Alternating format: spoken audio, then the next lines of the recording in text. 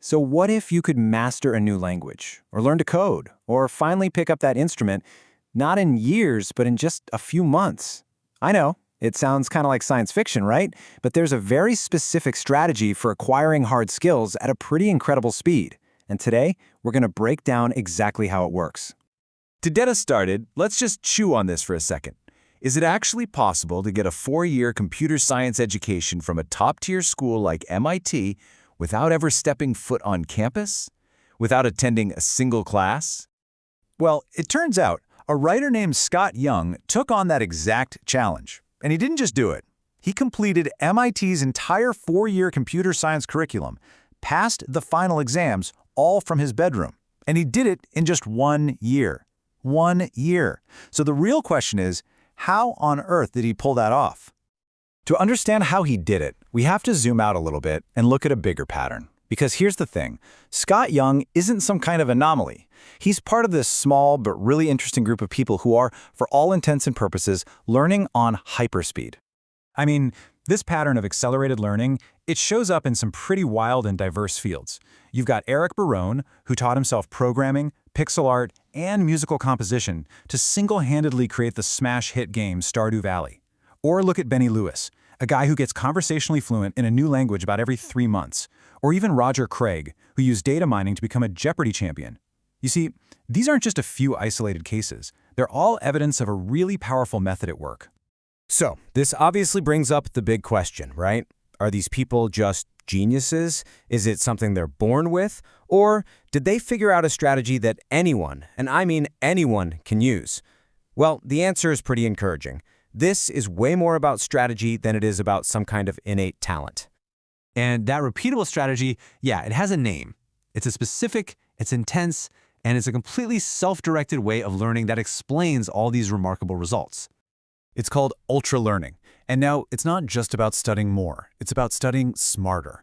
It's an aggressive, self-directed strategy. You know, you can think of it as the difference between being a passenger in a classroom versus being the pilot of your own education. You're the one in the driver's seat. Let's really contrast this with how most of us were taught to learn. You know, traditional education is often passive. We sit, we listen, we read. It's standardized for everyone. Ultralearning, on the other hand, is aggressive and intense. It's self-directed, which means you are in charge of what and how you learn. And maybe most importantly, it's focused on direct, real-world application, not just abstract theory.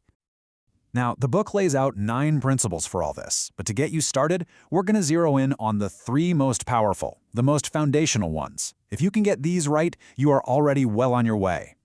Okay, the first principle is meta-learning, and I love this idea. It's simple. Before you start any journey, you draw a map. You're learning about how to learn the subject. You figure out, okay, how is all this knowledge structured? What are the absolute key concepts? And what methods have other people used to learn this stuff successfully? A really good rule of thumb here is the 10% rule. Just dedicate the first 10% of your total learning time to this meta-learning phase. So let's say you've set aside 100 hours to learn coding. You're going to spend those first 10 hours just researching. What are the best languages for my goals? Where are the top tutorials? And what's my project plan? That little upfront investment in creating a roadmap is going to save you from wasting dozens of hours down the wrong path later. All right, the second core principle is directness. And honestly, this one might be the most important of them all. The idea is so simple. You learn by doing the thing you actually want to become good at.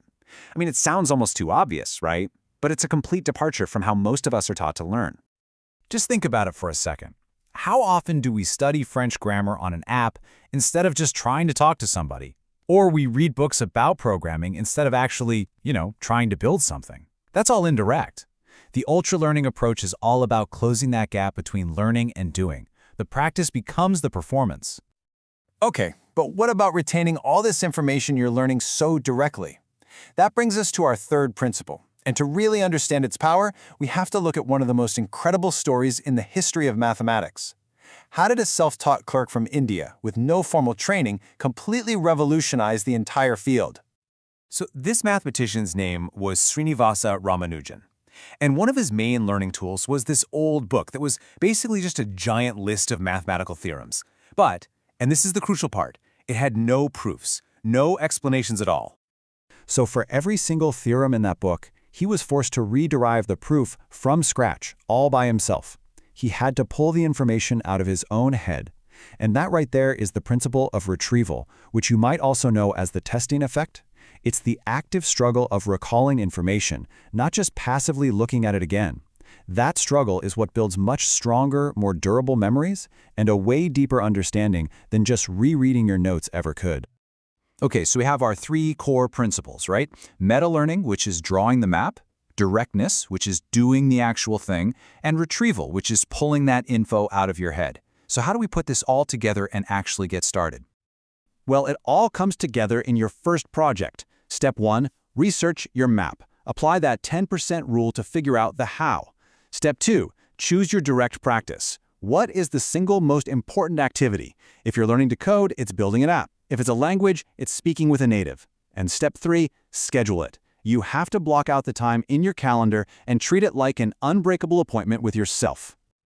Look, this is a powerful, proven framework for learning things fast. It is not magic, it is a method that works. So the only question left for you is, what hard skill will you decide to master first?